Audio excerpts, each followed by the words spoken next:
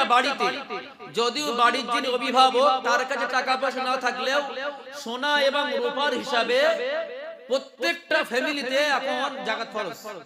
আপনি যদি হিসাব লাগান, বেশি থেকে বেশি মুফতিয়ানদের ফতোয়া হচ্ছে ৪৫,০০০ টাকা থাকলে, তো প্রত্যেকটা বাড়িতে এখন কম বেশি যাকাত ফরজ। কিন্তু উম্মত এই থেকে যাকাত থেকে বিরত, যাকাত দেয় না। আর যে ব্যক্তি যাকাত না দেবে, স্পষ্ট ফতোয়া, যে ব্যক্তি যাকাত না দেবে সে ব্যক্তি হারাম খাচ্ছে। কি খাচ্ছে? হারাম খাচ্ছে। আর যে ব্যক্তি, আল্লাহর নবী বলেছেন লা ইয়াদখুলুল জান্নাতা গুযিয়া বিল হারাম, যে ব্যক্তি ১ টাকা পরিমাণও হারাম খাবে সে ব্যক্তি তার দেহ জান্নাতে প্রবেশ করবে না। এজন্য যাকাতের বিধান উম্মতের মধ্যে থেকে চলে গেছে একরকম। যাকাত মানুষ দেয় না। কারণ কি আমাদের দেশটা কি সরকারি, যে আমাদের তো কোনো খলিফা নেই, মুসলিম দেশ না আমাদের, জমহুরি মুলক বলা হয়। এখানে আপনার স্বাধীনতা আছে, দিতেই পারেন না দিতে পারেন। কিন্তু যদি ইসলামের নিয়ম থাকতো তাহলে আপনাকে যাকাত দেওয়া বাধ্যতামূলক করা হতো। যখন আল্লাহর নবী, ছোট্ট একটা হাদিস, সহিহ বুখারীর হাদিস, আল্লাহর নবী যখন ইন্তেকাল করলেন, খলিফা হলেন হযরত আবু বকর সিদ্দিক, তো এই সময় অনেক মানুষ, কিছু মানুষ মুরতাদ হয়ে গেল। মুরতাদ হলে আল্লাহর নবী বললেন আমি তাদের বিরুদ্ধে, খলিফা হযরত আবু বকর বললেন আমি তাদের বিরুদ্ধে জিহাদ করব। যারা যাকাতকে অস্বীকার করেছে, ওয়াল্লাহি লাউ কাতিলান্না, আল্লাহ পাক আমার এক গায়ে এক ফোঁটা রক্ত থাকতে যারা যাকাত আদায় করছে না আমি তাদের বিরুদ্ধে জিহাদ করব, জিহাদ করব এবং জিহাদ করে তাদেরকে এই জমিনে শহীদ করে দেব। সুতরাং আপনি দেখেন, লক্ষ্য করেন, রমজানুল মুবারকের মাসে রোজা রাখা ফরজ।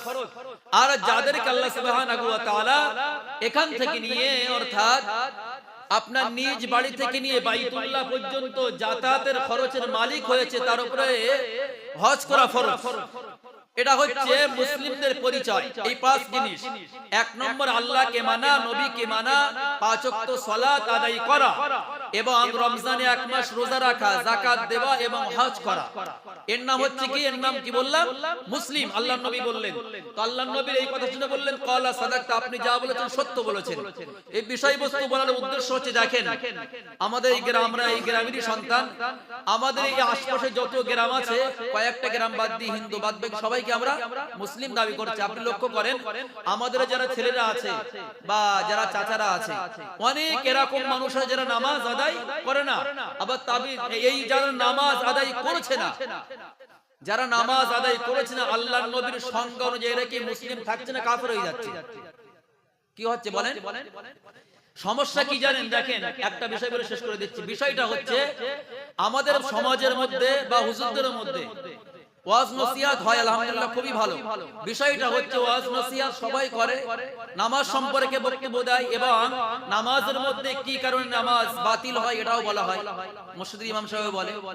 এবং রোজা রাখেন, রোজা সম্পর্কে রোজার চার্ট আছে, তাতে রোজা কি কারণে ফাসিদ হয়ে যায়, বাতিল হয়, এ সম্পর্কে বলা হয়, হজের নিয়েও বলা হয়। কিন্তু মুসলিমদের মধ্যে সবথেকে বড় যেটা সমস্যা, আমি মনে করেছি আমি মুসলিম ঘরে জন্মগ্রহণ করেছি, জন্মগ্রহণ করার কারণে আমি মুসলিম হয়ে গেছি, কিন্তু ওই ব্যক্তির কোনো হুঁশ নেই, কোনো খবরই নেই যে কিছু কারণে এমন আছে যে কথাগুলো বললে সে ব্যক্তি ইসলাম থেকে খারিজ হয়ে যায়, মানে কি কাফের হয়। কি হয়? কাফের হয়। মনে করেন আপনি উযু ছাড়া নামাজ পড়েছেন, আপনার নামাজ হবে? নামাজ কি হবে? আবার মানে কি করতে হবে? নতুন ভাবে ফের পড়তে হবে, তাই না? আপনি রোজা মানে রোজা রেখেছেন, নিয়ত করেননি, রোজা হবে? রোজা অবস্থায় খেয়ে ফেলেছেন, রোজা হবে? বলেন না, রোজা হবে?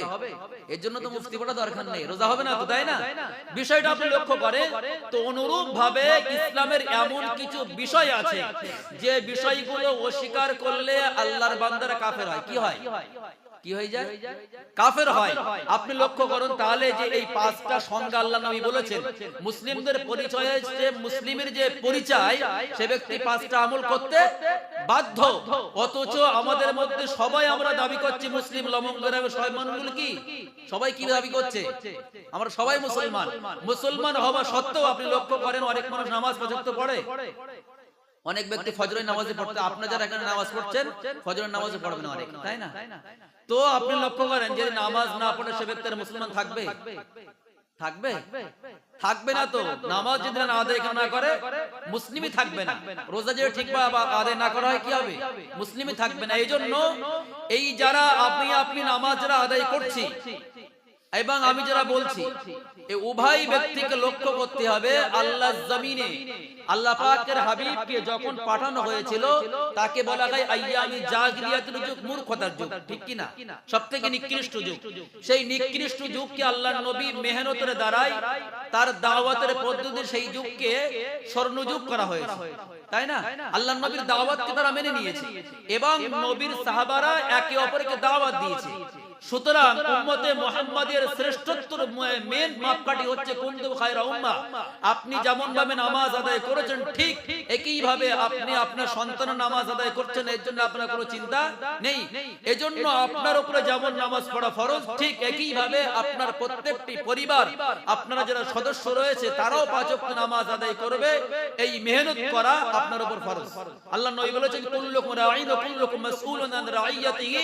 প্রত্যেকটা ব্যক্তিকে তার দায়িত্ব সম্পর্কে কিয়ামতের ময়দানে আল্লাহ জিজ্ঞাসা করবে।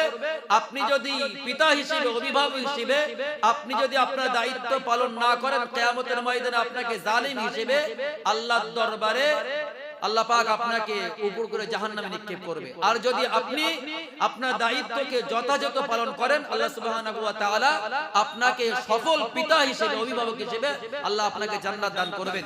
আল্লাহ সুবহানাহু ওয়া তাআলা আমাদের সকলকে কথাগুলো বোঝা এবং তার উপর আমল করার তৌফিক আল্লাহ দান করুন।